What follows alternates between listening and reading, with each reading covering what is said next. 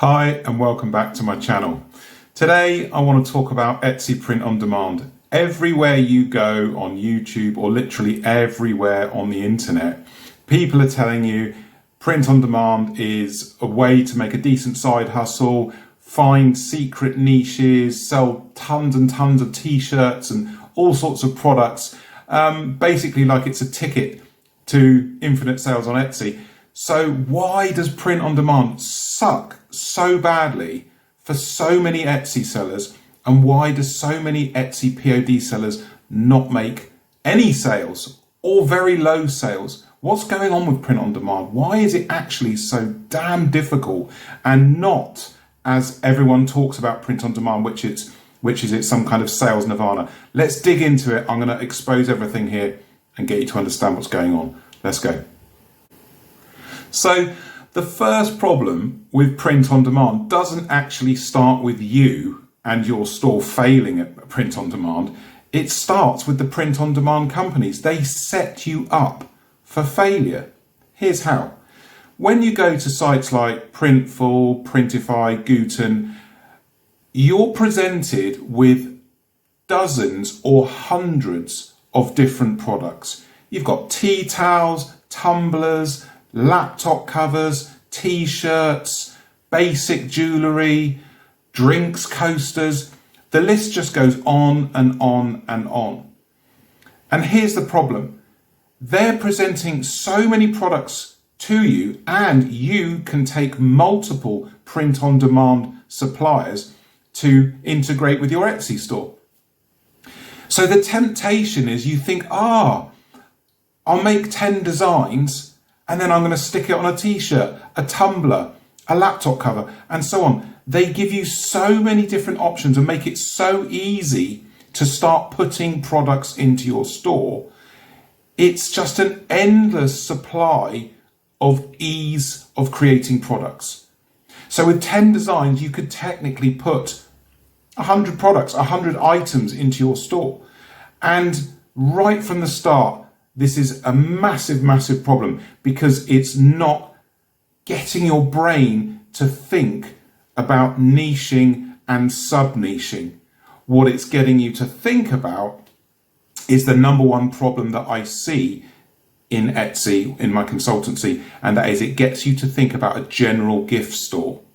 So honestly, this week, it's Tuesday when I'm filming this. I've already spoken to and dealt with 3 print-on-demand stores.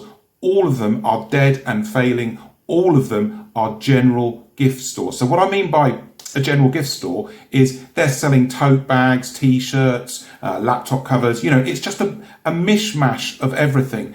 And there is almost no focus whatsoever on a niche inside the gift store.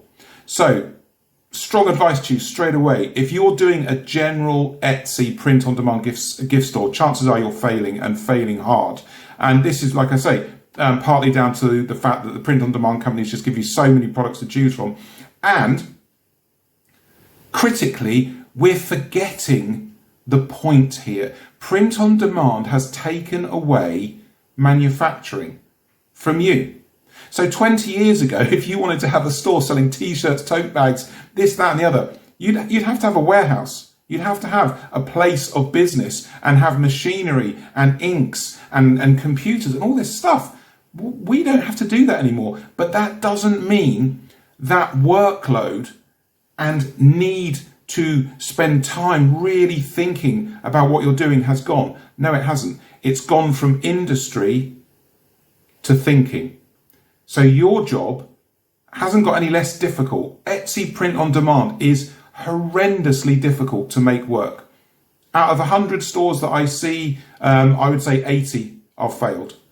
It's so hard to do. So you've really, really got to think and get away from this general gift store idea that the actually print on demand companies are making it so easy for you to do. They say to you, sell some tumblers, sell some t-shirts, we'll give you a discount, we'll give you points off future sales and so on. No, you've got to start by targeting a niche and sub-niche set. And people always ask me, what is that? What does that mean? I'll tell you what it means. A perfect example, which I often talk about, is pets. So for example, you could choose dogs. So dogs is your niche, and then breeds of dog is your sub-niche. So this is something that really speaks to buyers, customers on Etsy. So when they go into Etsy, they want to find their dog. They want to find something for them, and they probably want to personalize it as well. So you see how the thinking is, for most Etsy sellers, is way away, print on demand, way away from where it should be. So the first thing, don't do a general Etsy store, the general Etsy print on demand store. The companies make it so easy for you to do it, but you've got to start targeting straight away. Let's get on to the next problem. Okay, the next problem is a really, really basic one, but again, it's being perpetuated and fed from the source of these products, which is the print on demand companies, and that is, you don't care about the niches and sub-niches that you're choosing. So it's so easy just to go to a site like Creative Fabrica, get a load of designs, slap them on some tumblers and t-shirts. I mean, it's absolutely ridiculous that, that this process, everyone's telling you to do this stuff, and it's so difficult. It's too easy, isn't it? Just to put some products on tumblers, t-shirts, notebook covers, whatever. You've got to care about what you're doing. So for example, I'm a fisherman, I'm a lifelong fisherman, I love fishing, and if I was going to do a new print on demand store, I'm not, by the way, because I'm absolutely flat out with my consultancy and running my Etsy shops, but fishing would be way, way up on my list of niches and sub-niches to choose. I'm passionate about it. I care. I love fishing. I've been fishing all my life, so I know about the way the fishermen talk, the fish, the terminology, the jokes. There's so much that I could do there for a print on demand store for fishing, and you need to be the same. So you can't sit there. I spoke to a client last week. I couldn't believe what he was saying.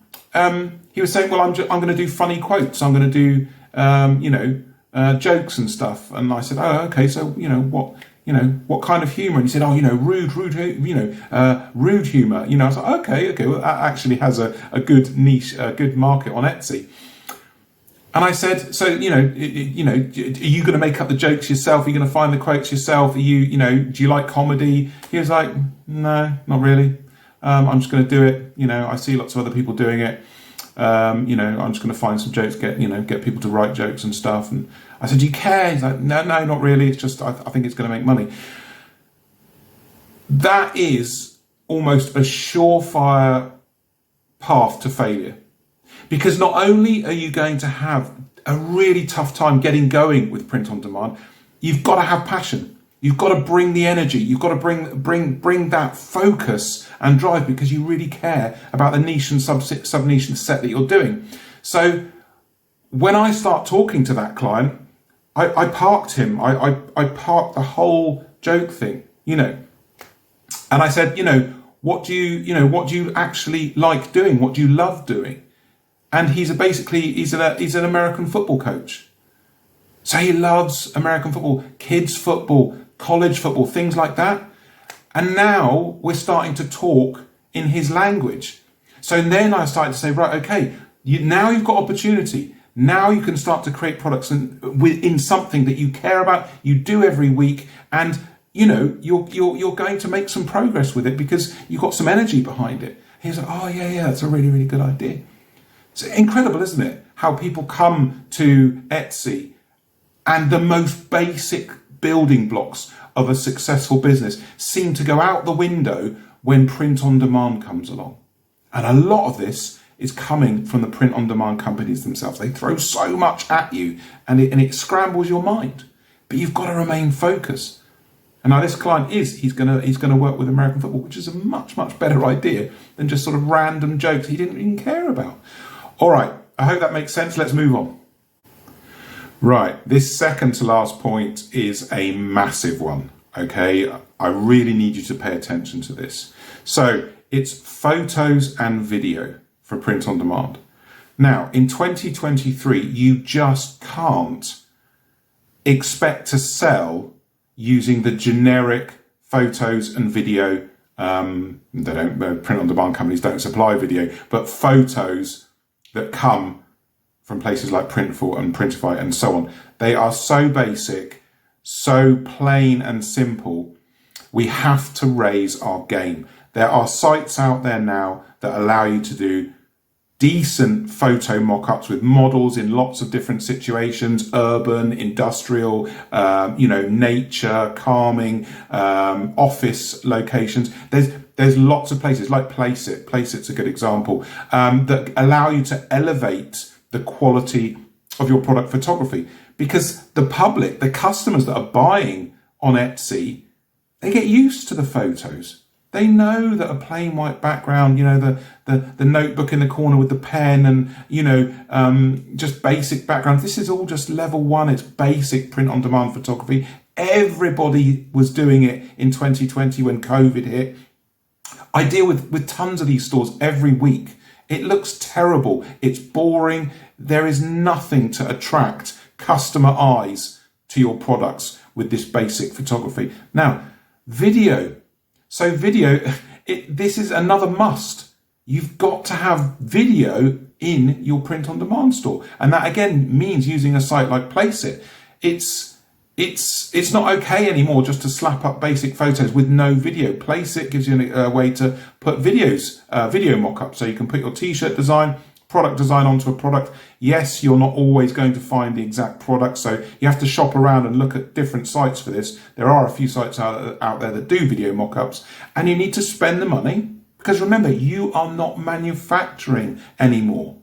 20 years ago, it would have cost you thousands and thousands of dollars to set up something, a business that was capable of printing on different objects. No, we don't do that anymore, but we have to spend money.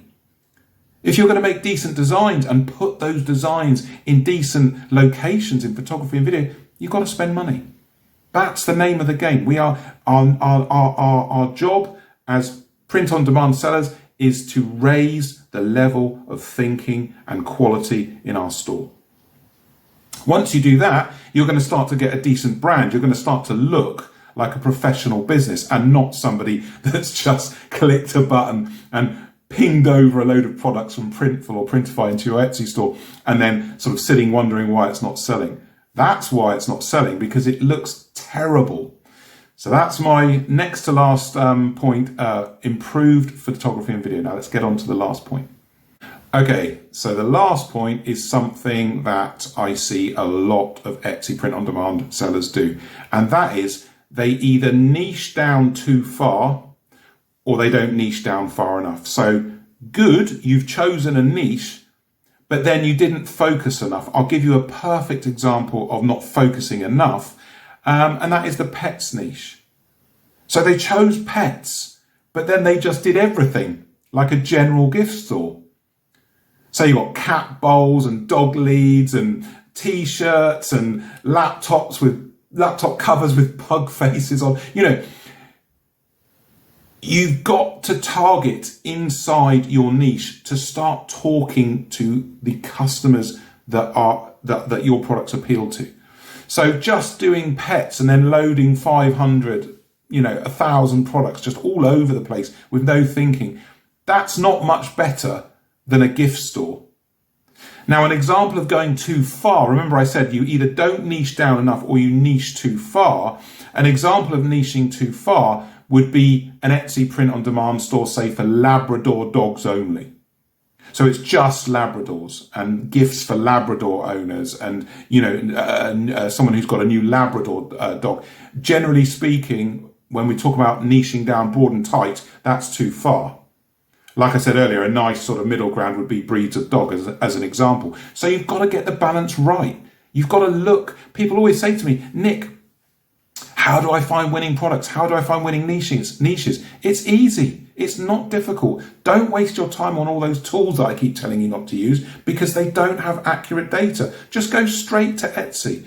Go straight to Etsy, type the keyword in that you're looking for. On the left-hand side, click filter, and they have taken the bestseller filter away. Yes, I know that. It's absolutely horrendous. Etsy, cheers, thanks for that. But you have got a star seller button. If you click star seller, okay, it's not as good as seeing all the bestsellers. However, star seller stores will tend to be selling, will tend to be making money, and you can look through the products there and very quickly see what's working and what's selling. And your job as an Etsy print on demand seller is not just to look at designs and copy them. It's not going to work. That is not going to work. You have to look at what's selling and what's working. Go, right, make a list of everything that's working and then twist it. Twist it, make it better. Look at the reviews for these stores. Look at what customers are saying. What are they missing? What is not being given to the customers that are buying these products? How could you make it better? That's how you have to think to make this whole print on demand selling on Etsy work really well. You've got to make a difference to the customers in what you sell. So I hope this has been informative for you. Get into my comments. Tell me, are you a successful print on demand seller? Is your store failing?